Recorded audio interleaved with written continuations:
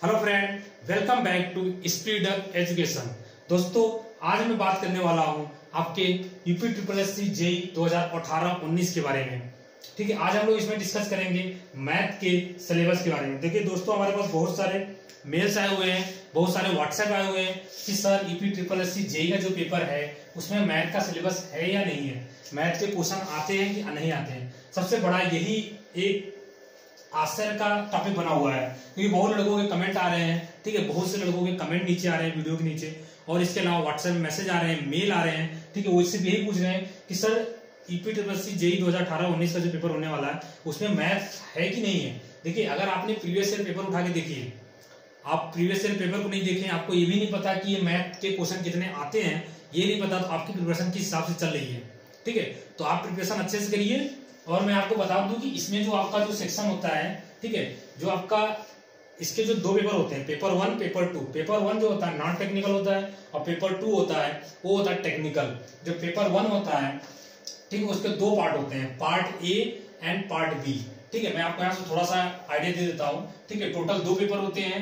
ठीक है, paper 1 and paper 2। ठीक है, जो पेपर 2 होता है ये पूरा टेक्निकल होता है, सॉरी, ये पेपर 1 जो होता है वो होता है नॉन टेक्निकल। ठीक है, और जो पेपर 2 होता है वो होता है टेक्निकल। जो आपका इलेक्ट्रिकल, मैकेनिकल और सिविल, जो ये ब्रांच सिविल, मैकेनिकल, इलेक्ट्रिकल जो पेपर है आपका है टेक्निकल। ठीक है, सिविल, मैकेनिकल, इलेक्ट्रिकल या फिर एग्रीकल्चर, वो आपका पेपर 2 होगा। वो सबके लिए इंडिविजुअल होगा, जो जो आपका ट्रेड होगा वही होगा। जो पेपर 1 होगा वो नॉन टेक्निकल होगा, और ये सबके लिए कॉमन होगा। ठीक है, तो हम लोग पेपर 2 की यहाँ कोई डिस्कस नहीं करेंगे, हम लोग पेपर 1 की डिस्कस कर रहे हैं। पेपर 1 का जो नॉन टेक है उसमें पेपर 1 में भी दो पार्ट है। ठीक है, पेपर 1 में एक है पार्ट 1, यहां पे लिख देता हूं पार्ट 1, और दूसरा होता है पार्ट 2। ठीक है, क्योंकि बहुत लोगों को ये चीज पता ही नहीं है। ठीक है, अब इसमें पार्ट 1 में जो एक होता है आपका हिंदी, ठीक है, एक होता है आपका इंग्लिश। ठीक है, एक होता है हिंदी, एक होता है इंग्लिश। और पार्ट 3 में तीन चीजें होती हैं। ठीक है, एक होता है आपका जनरल, ठीक है, इंटेलिजेंस टेस्ट। ठीक है, एक होता है आपका जनरल इंटेलिजेंस टेस्ट, और दूसरा जो होता है आपका ये होता है जनरल अवेयरनेस, और तीसरा होता है कंप्यूटर नॉलेज। ठीक है, तीसरा होता है कंप्यूटर नॉलेज। तो आपका जो पार्ट 2 का जो पहला सेक्शन होता है वो जनरल इंटेलिजेंस टेस्ट जो होता है, इसके ये दो चीजों से मिलकर बना होता है। ये दो चीजों से मिलकर बना होता है, किससे किससे?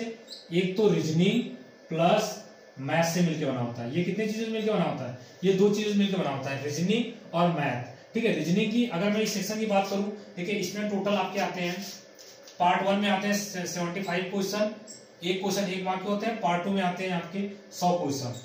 ठीक है, एक क्वेश्चन 3 मार्क्स के होते हैं। ठीक है, तो अगर जनरल ये वाला जो सेक्शन है ये इसमें आते हैं, ये जनरल इंटेलिजेंस के 40 क्वेश्चन आते हैं, जीए के आपके आते हैं 40, और कंप्यूटर के आते हैं 20।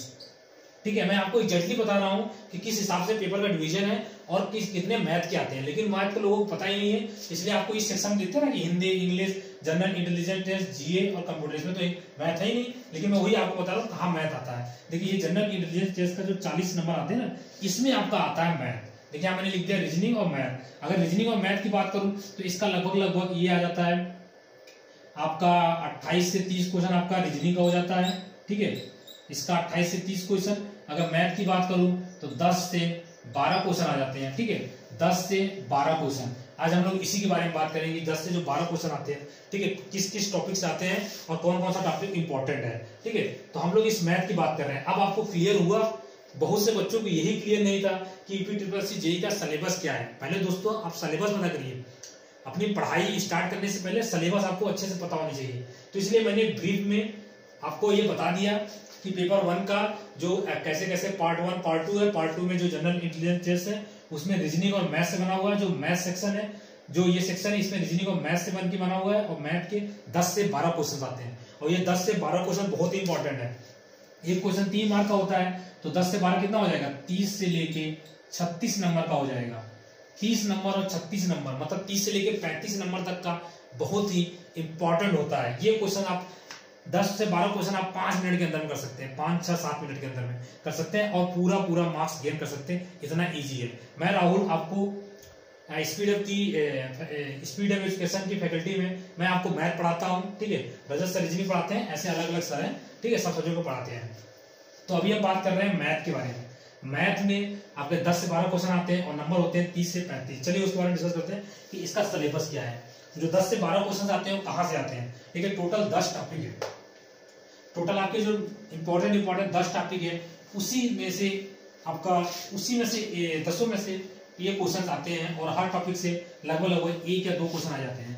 कभी 1 आते हैं, कभी 2 आते हैं, ठीक है। आप प्रीवियस ईयर उठा के देखिए, मार्केट में जाके प्रीवियस ईयर 10 साल के पेपर को खरीदिए और आप एनालाइज करिए, तो आपको पता चलेगा कि मैथ कितना ज्यादा इंपॉर्टेंट है, ठीक है। अगर आपको सिलेक्शन पाना है, ठीक है, अगर आपको सिलेक्शन पाना है तो आपको मैथ छोड़ना नहीं पड़ेगा। आप मैथ को इग्नोर नहीं कर सकते। कुछ लोग सोच रहे हैं मैथ छोड़ देंगे तो काम बन जाएगा, बिल्कुल नहीं बनेगा, ठीक है। आपको सिलेक्शन ही नहीं पाना है, आपको जो आपकी पहली मनपसंद पोस्ट है आपको वो लेनी है, ठीक है। तो उसके लिए थोड़ी मेहनत करनी पड़ेगी। तो चलिए मैथ के सिलेबस के बारे में लोग स्टार्ट करते हैं। सबसे पहला जो आता है आपका, जो मैथ का जो सबसे पहला चैप्टर होता है वो आता है आपका नंबर सिस्टम, ठीक है। नंबर सिस्टम मतलब संख्या पद्धति, मतलब हिंदी में लिखकर चल रहा हूं संख्या पद्धति, ठीक है। पहला क्या हो गया, संख्या पद्धति। अगर दूसरे चैप्टर की बात करूं इसमें आपका नंबर सिस्टम में आपका वो सब आ जाएगा, जैसे कि ऑपरेशंस होते हैं, मतलब कि जो कैलकुलेशन होती है मैथ की, जो जैसे 3600 इंटू 30 इंटू 32 का स्क्वायर, ठीक है, तो ये सब कैलकुलेशन इसमें आ जाएंगी। इसके बाद स्क्वायर आ जाएगी, ठीक है, स्क्वायर रूट आ जाएगा, क्यूब आ जाएगा, क्यूब रूट आ जाएगा, मतलब जितने भी कैलकुलेशन टाइप हैं सब आ जाएंगे नंबर सिस्टम में, ठीक है। अब लोग आते हैं दूसरा टॉपिक है वो होता है एलसीएम एंड एचसीएफ से रिलेटेड, ठीक है। आप प्रीवियस ईयर पेपर देखेंगे तो एक क्वेश्चन तो 100% एलसीएम एचसीएफ से आता ही आता है। अगर तीसरे टॉपिक की हम बात करें तो तीसरे टॉपिक आपका होता है परसेंटेज। ये बहुत ही ज्यादा इंपॉर्टेंट टॉपिक है और पूरी आपकी मैथ लगभग परसेंटेज से कंप्लीट हो जाती है। ये होता है प्रतिशत, ठीक है। आप बोल सकते हैं परसेंटेज पूरी अरिथमेटिक की जान है, ठीक है। अंकगणित जो होता है ना उसमें पूरा परसेंटेज का खेल होता है। लगभग मतलब अगर परसेंटेज पढ़ लिया समझ लिया आपकी अरिथमेटिक अंकगणित कंप्लीट हो गई, ठीक है। अब चौथे चैप्टर की बात करते हैं। चौथा चैप्टर जो हमारा है वो है रेशियो एंड प्रोपोर्शन, का प्रपोर्शन, ठीक है, मतलब अनुपात एंड समानुपात, अनुपात एवं समानुपात, ठीक है। मैं आप लिख देता हूं अनुपात एवं समानुपात, ठीक है। ये आपका हो गया, ये रेशियो एंड प्रोपोर्शन हो गया, ठीक है। अब मैं अगर पांचवें चैप्टर की बात करूं तो पांचवा चैप्टर है एज। जो मैं चैप्टर ले रहा हूं उससे पिछले बार क्वेश्चन आ चुका है, आप पेपर उठा के देख सकते हैं, मतलब आयु, ठीक है। छठवां चैप्टर की बात करूं तो छठवां चैप्टर आपका है एसआई, मतलब सिंपल इंटरेस्ट, ठीक है। सिंपल इंटरेस्ट मैं यहां लिख देता हूं सिंपल इंटरेस्ट, ठीक है। सिंपल इंटरेस्ट मतलब होता है साधारण ब्याज। और सातवां कंपाउंड इंटरेस्ट, ठीक है। कौन सा interest, compound interest, compound interest की बात कर रहा हूं, ठीक है। ये हो गया आपका सातवां, हो गया आपका कंपाउंड इंटरेस्ट। मतलब सिंपल इंटरेस्ट की बात करें तो उसका मतलब होता है साधारण ब्याज, ठीक है। इसका मतलब होता है साधारण ब्याज, इसका मतलब होता है साधारण ब्याज। मैं लिख देता हूं आपको, सारे चैप्टर की मैंने हिंदी लिख दी है, साधारण ब्याज। देख लेता हूं मैं नीचे दिख रहा है नहीं दिख रहा है, एक बार चेक कर लेता हूं। ओके, सातवां नहीं दिख रहा है तो सातवां को हम लोग ऊपर लिखते हैं, ठीक है। तो आपका छठवां हो गया सिंपल इंटरेस्ट, ठीक है। छठवां हो गया आपका सिंपल इंटरेस्ट। अगर मैं सातवें की बात करूं तो सातवां चैप्टर होगा आपका साधारण ब्याज। चलिए मैं आपको यहां लिख देता हूं, ठीक है। आपने यहां तक नोट कर लिया, मैं इस हिंदी को मिटा देता हूं, आपको इंग्लिश का लिख देता हूं, ठीक है। आप इंग्लिश का लिख लीजिए, हिंदी में बोल देता हूं आपको, ठीक है। हिंदी में बोल देता हूं आपको सबको, आप लोग नोट कर लीजिए हिंदी भी, ठीक है। अब लोग आते हैं, छठवां हो गया हमारा सिंपल इंटरेस्ट, ठीक है, ठीक है। छठवां हो गया हमारा सिंपल इंटरेस्ट। एक चैप्टर हमारा और छूट रहा था, उसको मैं ले लेता हूं, कवर ले लेता हूं। ये होता है प्रॉफिट एंड लॉस, ठीक है, मतलब लाभ एवं हानि, ठीक है। यहां पे मैं लिख देता हूं प्रॉफिट एंड लास्ट। आप लोग को दिख नहीं रहा हो तो आप लोग बताइएगा, ठीक है।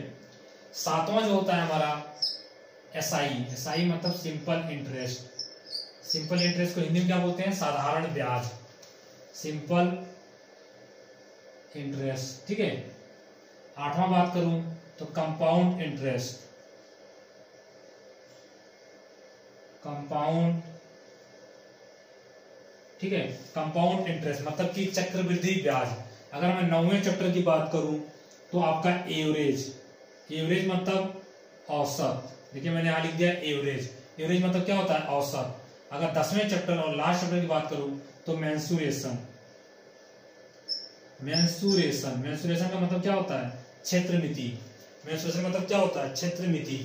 देखिए ये आपके 10 चैप्टर हैं जिससे 10 से 12 क्वेश्चंस आते हैं, ठीक है। हर एक चैप्टर से एक या दो, कभी किसी से एक आ जाता है, कभी किसी से दो आ जाता है, ठीक है। इतने क्वेश्चन आते हैं और 10 से 12 क्वेश्चन, कभी कभी 15 क्वेश्चन भी आ जाते हैं, कभी कभी 10 से कम होकर 8 भी आ जाते हैं।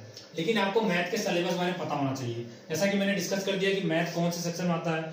जो आपका पेपर 1 का, पार्ट 2 का, जनरल इंटेलिजेंस टेस्ट का जो पार्ट होता है उसमें रीजनिंग और मैथ दोनों होते हैं। उस मैथ की हम लोग बात कर रहे हैं। तो टोटल हम एक बार फिर से रिवाइज कर लेते हैं मैथ के टोटल कितने टॉपिक्स आते हैं। तो मैंने आपको बता दिया मैथ्स के आपके 10 टॉपिक्स ये जनरली आते हैं, एक आध टॉपिक और होंगे, तो नहीं तो ये जनरली इस 10 से क्वेश्चन आते हैं। कौन कौन से आते हैं एक बार फिर से हम लोग डिस्कस कर लेते हैं। सबसे पहला जो हमारा आता है नंबर सिस्टम। पहला जो हमारा था नंबर सिस्टम मतलब संख्या पद्धति।